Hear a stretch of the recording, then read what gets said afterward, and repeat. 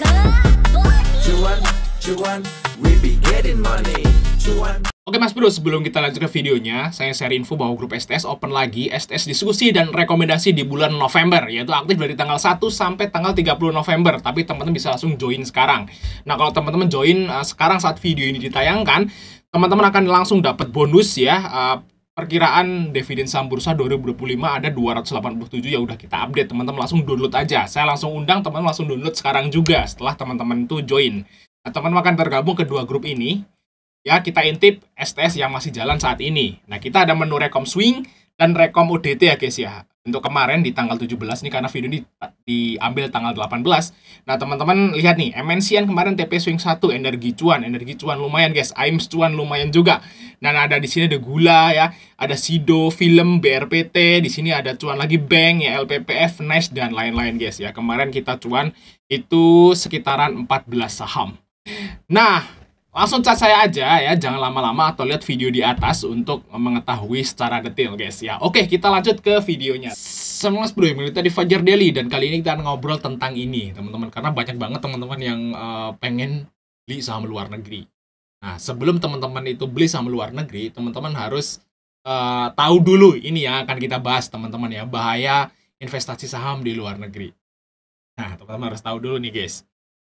Nah, bahaya yang pertama adalah tidak adanya aplikasi atau broker atau sekuritas resmi di Indonesia yang sudah terdaftar OJK, teman ya.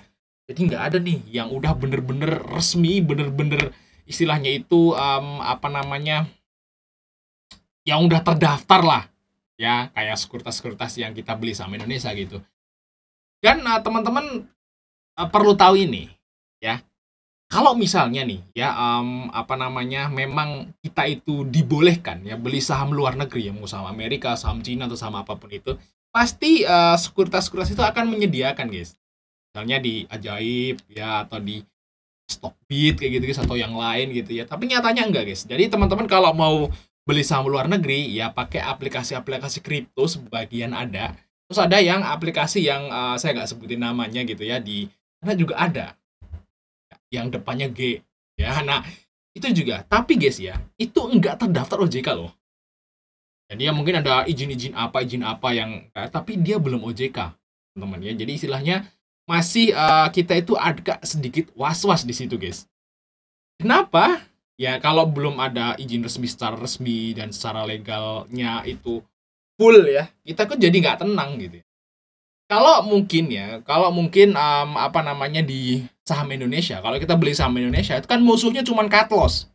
Teman-teman misalnya beli saham BRI gitu ya di harga 5.000, oh turun ke 4.500, itu rugi, CL. Nah itu guys, musuhnya meng CL toh kalau saham Indonesia. Tapi kalau kita beli saham luar negeri pakai broker yang belum terdaftar kayak gitu ya, belum resmi kayak gitu guys, belum jelas gitu, itu nantinya guys ya, selain teman-teman itu berpotensi CL juga ya, teman-teman misalnya beli saham Google atau beli saham Tesla kan mungkin CL juga kan, mungkin CL kan.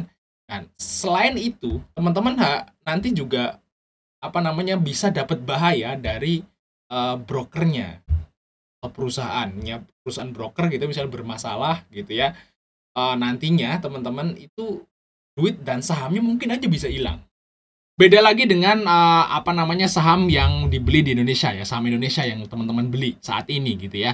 Kalau misalnya nih amit-amit gitu ya, sekuritasnya itu bangkrut, terus aplikasinya hilang dari Play Store, gak ada masalah teman-teman. Kenapa? Karena itu udah dijamin. Terus kita juga top up ke RDN atas nama kita sendiri, tinggal diurus aja ke bank, dan sahamnya itu disimpan sama negara, kalau nggak salah di KASE ya guys ya. Nah di situ bisa dibalikin sahamnya, nggak ada masalah kalau brokernya sampai bermasalah. Tapi kalau yang seperti ini, nah, kalau misalnya aplikasi saham luar negeri teman-teman itu tiba-tiba hilang dari Play Store, apa yang teman-teman akan lakukan? Paling-paling ya cuma ya udah hilang gitu. Itu ya teman-teman ya. Oke, yang kedua ya, yang masalah yang kedua itu top up saldo masih ke rekening pengelola aplikasi. Nah, teman-teman kalau top up RDN ya, top up kalau teman mau beli saham Indonesia misalnya di Stockbit, Ajaib, spot dan segala macam. Itu kan kalau teman-teman top up itu top upnya kemana? Dilihat. Itu ke top up ke kita sendiri. Atas nama kita sendiri toh. Duit kita masuk ke rekening kita juga. Jadi aplikasinya itu cuman dia itu sebagai exchange doang. Nukerin duit dari saham ke duit kayak gitu. Tapi duitnya masih disimpan di tempat kita atas nama kita. Bener kan? Nah, itu guys. Tapi kalau saham luar negeri di aplikasi-aplikasi yang udah banyak itu top up-nya ke pengelolanya sono, guys. Kalau misalnya pengelolanya bermasalah, terus gimana duitnya? Hilang. Nah, amit-amit ya kalau bermasalah. Tapi mungkin saat ini belum ada ya.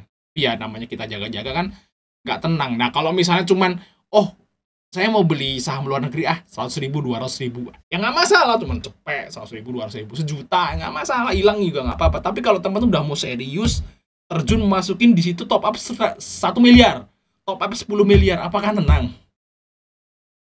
Coba saya tanya.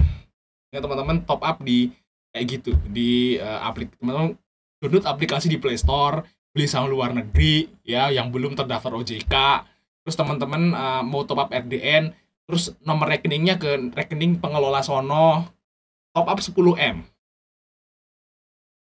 Apakah tenang? Enggak, guys. Seriously enggak. Kalau cuma 100.000, 200.000 ya bukan beda. Kayak gitu, guys. Nah, itu ya masalah yang kedua.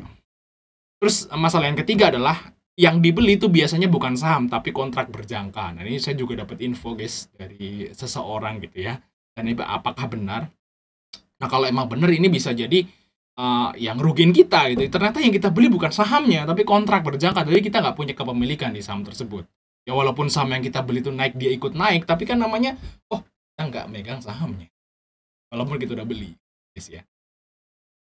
Nah, terus yang keempat, tidak dijamin negara dan tidak akan pernah dijamin negara, teman-teman. Kenapa? Karena Indonesia itu negara berkembang. Ya, jadi negara berkembang itu pengen investor masuk. Ya, investor luar tuh pengen masuk. Dan negara akan terus mencegah investor dalam negeri itu keluar. Ya, kayak gitu, guys. Jadi tetap akan negara itu untuk saat ini mungkin nggak akan kayak gitu. Makanya nggak ada toh sekuritas resmi yang dijamin negara. Nggak ada, nggak mungkin ada. Karena kalau misalnya nih negara jamin, terus dia bikin orang-orang di Indonesia boleh nih berinvestasi di saham luar negeri. Saya yakin, guys, nih saya yakin 1000%. Ya, orang-orang yang trading di sini, beli saham di bursa efek, itu akan pindah semua ke saham luar. Kenapa? Karena di Indonesia, guys, bursa Indonesia itu adalah salah satu bursa terburuk di dunia. Nah, itu kalau nggak salah masuk 10 besar terburuk lah. Cek Indonesia, guys. Ya, waktu itu saya pernah lihat tuh, ya. Nah, saya yakin kalau teman-teman yang sering profit ya, kalau teman-teman yang sering profit di trading atau investasi atau swing di bursa Indonesia, pasti akan lebih profit lagi kalau main di bursa Amerika. Gitu, guys. Lebih mudah cari profit di luar negeri. Ini memang benar, guys. Memang benar. Cari profit di saham luar negeri itu lebih mudah daripada cari profit di saham di Indonesia. Tapi masalahnya tadi nomor 1 sampai nomor 4 ini yang jadi masalah, menghambat kita. Tapi kalau nomor 1 sampai nomor 4 tuh udah selesai semua dan boleh negara kita beli saham luar negeri, saya yakin ya gak akan ada lagi orang yang beli saham di Indonesia. Atau mungkin udah berkurang 80%, 90% gitu orang. Retail-retailnya pada beli ke sana semua, luar negeri semua. Gitu, guys, saya yakin kayak gitu. Makanya ya sebenarnya tuh saya tuh pengen banget tuh beli saham luar negeri. Pengen banget saya sebenarnya, guys. Karena saya lihat tuh jauh lebih mudah beli saham, profit di saham Amerika, profit di saham Cina. Itu lebih mudah daripada cari profit di saham Indonesia. Cuma yang masalahnya tadi, kayak gitu, guys. Nah, kalau teman-teman cuma pengen coba-coba 100.000, 200.000, sejuta, ya nggak masalah coba-coba. Gitu, guys ya. Cuman saya agak sedikit ragu, misalnya uang saya mau saya pindahin nih ke sono. Ragunya saya di situ, teman-teman ya. Takutnya nanti aplikasi bermasalah lah, aplikasinya hilang lah, itu udah duit hilang semua. Itu, guys, itulah masalahnya, teman-teman. Jadi ya saya bukan jelek-jelekin saham luar negeri, saya dukung juga sih teman-teman yang beli saham luar negeri karena itu jauh lebih profit daripada saham di Indonesia. Tapi teman-teman harus perhatikan ini dulu gitu guys ya. Sebelum terjun teman-teman harus tahu resikonya. Oke Mas Bro, mungkin itu aja Mas dari saya untuk like dan subscribe. Sampai ketemu di video berikutnya.